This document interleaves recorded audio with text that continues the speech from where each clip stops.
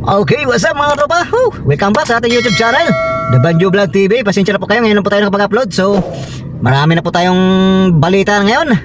At yun, napag-usapan po natin ang finals, no? TNT versus Ginebra. Yun, Alto na po sila, no? Alto, nanalo po ang TNT kagabi. So, ang pag-usapan po natin ngayon, sino po talaga ang pinaka-lamang sa series na ito. So, pag-usapan natin yan, ha? Pagkatapos nito guys, napaka-importante nito kung sino po talaga ang lamang sa series na ito. Kasi best of 3 na lang po yan eh. Game 5, Game 6, Game 7 na lang. Ano lang eh, tatlong laban na lang yan. Kung sino pong mauna sa dalawa, siya na po mag-champion. So maganda pong laro nito bukas, sigurado mga katropa. So yeah, pag-usapan natin pagkatapos nito. Let's go!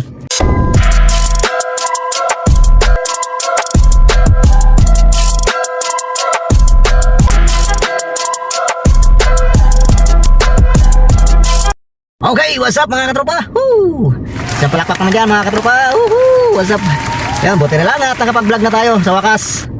Pasensya na po kayo mga katropa ha. Magbibigay lang po ako ng kunting pasensya. At kunting salita lang po about sa ating channel, kung bakit isang buwan po tayong hindi nakapag-vlog. So yun nga po, hindi po tayo nakapag-vlog sa isang buwan dahil po sa yun nga po, nagpapasok ka na. Ang mga barbero ko po ay absent pa po. Yan, isang buwan din po kasi sila nag-day off. So ako na po ang natira sa shop. So wala po akong time mag-video, mag-edit lahat. Yan, ako po kasi lahat eh. So yun nga po, no? Pasensya na po kayo mga katropa sa ating mga masugid na mga manonood dyan. Yan, maraming salamat po. At nawa ay supportahan po ninyo ulit ako sa ating vlog, sa ating mga video for today. So yun, maraming salamat. And pa-subscribe na rin po sa mga hindi pa po nakapag-subscribe dyan sa ating YouTube channel, The Banjo Vlog TV. So yan, maraming salamat po, and God bless all. So yun na nga po, no? Marami na pong nangyayari sa PBA. Unang-una po, yung import natin si Bolbol ay nagkaroon po ng Achilles injury, no? Katulad po kay Aris J. So napakasakla po ang nangyari sa ating team na si Bolbol na import natin. So ganun pa man ay mayroon naman pa tayong nakuhang kapalit, si Makala. So okay naman si Mac, maganda naman yung performance niya. So buti na lang nakapag-adjust agad si Mac dahil po ay siyempre ang chemistry, believe po talaga ako kay Coach Chot Reyes dahil sa finals po, kahit hindi pa po masyadong nagkaamuyan sa chemistry si Mac sa TNT, nakakuha pa rin talaga nilang manalo. So believe din po ako kay Mac kasi nakapag-adjust po kagad siya. So hindi na po natin ipagkakailayan, talagang legitimate po yan na NBA din, and nakapag-champion na rin po yan sa PBA dahil doon po sa San Miguel po siya galing dati. Okay, sino po nakakaalam nun? Si Makala versus Terrence Jones. Yan, context yun ha. So yun nga po, kaya nakapag-adjust kagad siya sa pisikalan ng Philippine Basketball. So kaya yun, yun nga po, no? Finals po, Ginebra versus TNT. Alto na po sila, no, kagabi. So grabe, hakot award yung Ginebra, no? Swerte po ni Justin Brownlee guys, mga katropa, kasi dapat kay Bolbol sana yun eh, kaso nakasaad daw yan nakasulat daw yan doon na pagka ang import daw, kahit mataas yung stats niya buong season, pero kung ma-injury daw ay out of na daw po yan, hindi na po niya daw makuha yung award ng pagka-base import. So yun nga po nangyari kay Bolbol. So wala na tayong magawa kundi si Brownlee po talaga makakuha niyan. Kaya si Brownlee po kasi pangalawa eh. So congratulations kay Brownlee and kay Abarrientos and kay Scottie Thompson. Yan malupit talaga to si Abarrientos ngayon, si RJ Abarrientos. Talagang malupit ngayon laruan itong batang to. Ito yung sinasabi na prime niya ngayon talaga.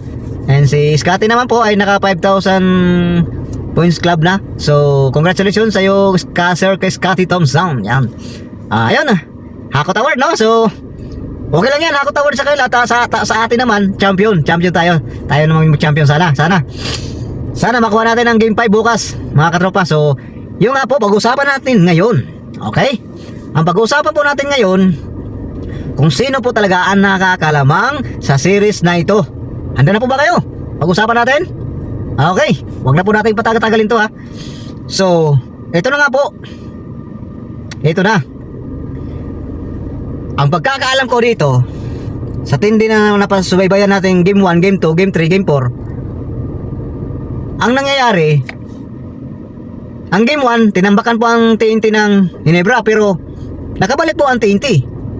Almost win po ang TNT nun ha. Kasi tinambakan po ng 20 o 18 ng Ginebra ng game 1 ang TNT. So nakabalik ang TNT sa 4th quarter. Lumamang pa po sila ng 5 points. Sayang nga lang 5 points. Kaso nag-commit na lang po talaga ng 2 turnover si Mac doon. Dahil nga po sa kulang sa chemistry. Okay? So ganun pa man, kahit natalo tayo doon, and yung controversial na tira ni Optana na hindi po tinawagan ng foul, yung haliop sana yon na pang OT dapat sana yon, yung si Brownlee dapat na magiging foul noon, kaso hindi natawagan ng foul. So accept natin na natalo tayo sa game 1, pero 2 points lang po yun mga katrupa. So yun, game 1. Game 2 naman, nanalo po ang TNT, tinambakan po nila ang Ginebra nung game 2. So sino po ang naging best player doon? Si Optana, 31 points, 10 rebounds. Oh, tinabakan nila ang Ginebra 20. Nakabalik ang Ginebra, binaba nila ng 4 points. Pero pagdating ng end of quarter, panalo ang Ginebra, ang Tokentix, 6 po ang lamang nila. So game 3, tinambakan po ang TNT ulit ng Ginebra, pero nakabalik ang TNT, binaba po nila ng 8. Tapos ayun, kinapos po ang TNT. So talo sila nung game 3. By lamang ang Ginebra ng 13 points mga katropa. So nung kagabi game 4, tinambakan po, dikita lang po sa umpisa, first quarter, second quarter, third quarter, dikita lang po. Pagdating ng fourth quarter, lumamang po ang TNT ng 20 points. Tapos biglang bumalik po ang Ginebra, nagkaroon ng run ng ang Ginebra po. Binaba po ng Ginebra ng 7. Pero hindi po nagpatinag ang TNT doon. Si Simak, dumali si Simak ng isang power dunk. Okay? And then sinundan pa niya ng 3-point shot. And then tumira si Jordan Hiddink.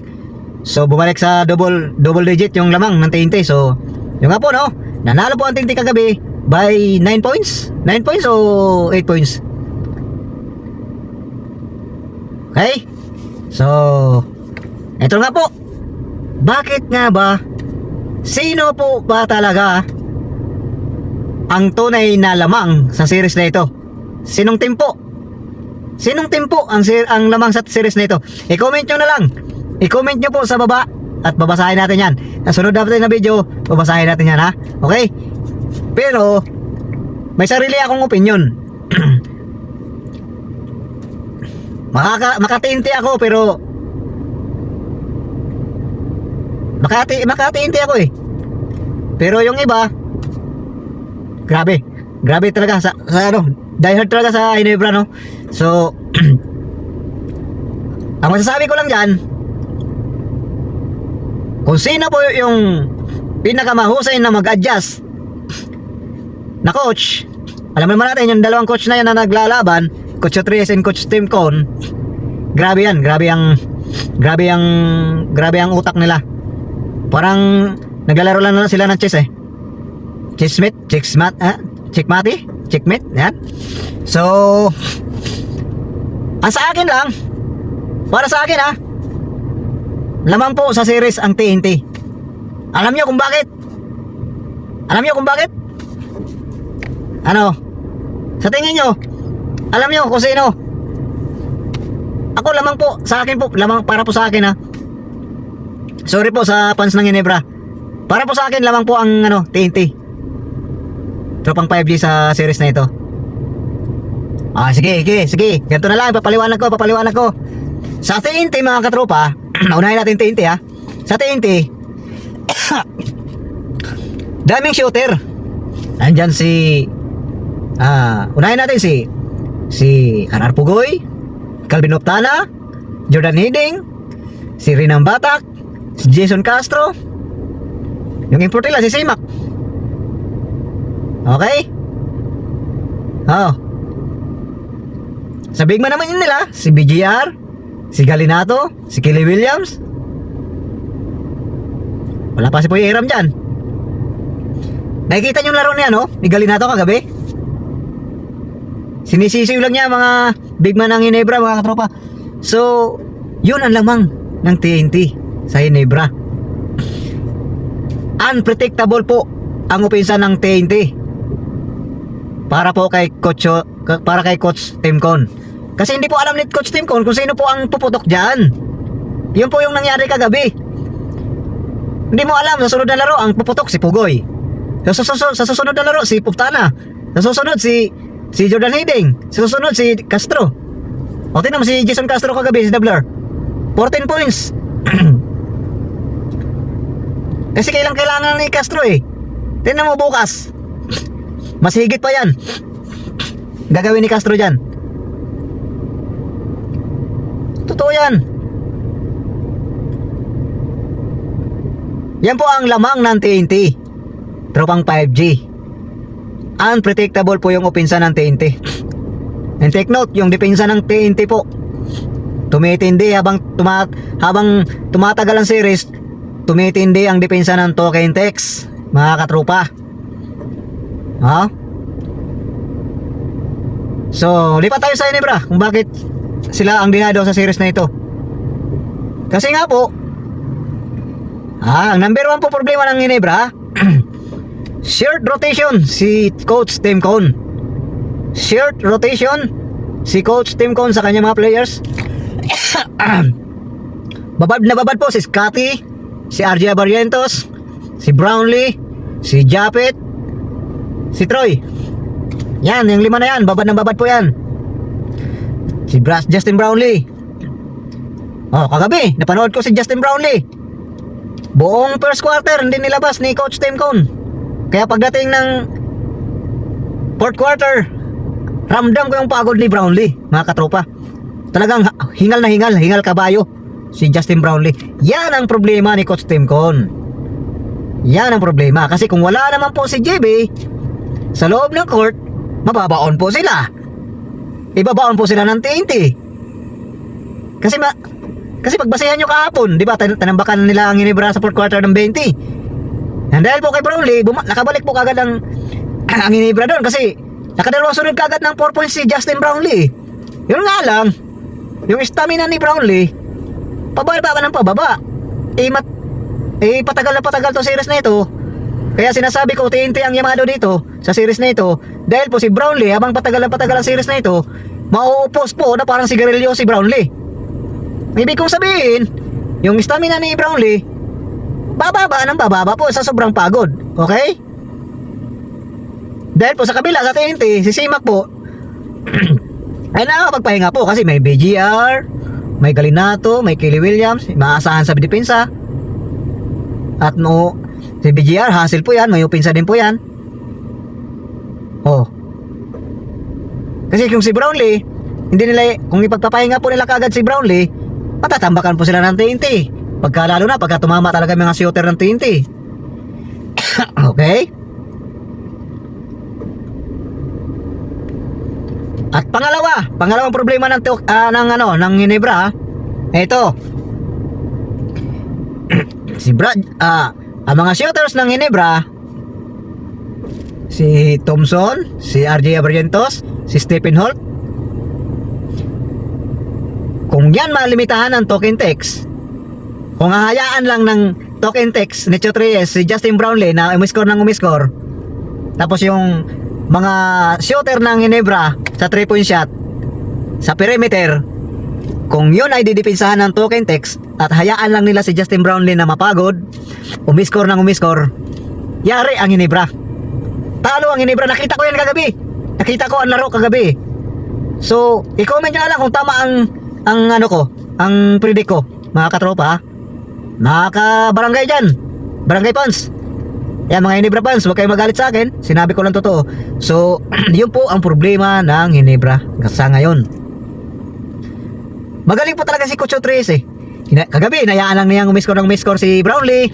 Pero yung mga 3-pointer ng Ginebra, yun ang binantayan nila. Mga scorer ng Ginebra. Ayan, umabot lang 50 points yan si Justin Brownlee. Basta ang mga shooter, sila Arya Barrientos, limitahan nyo.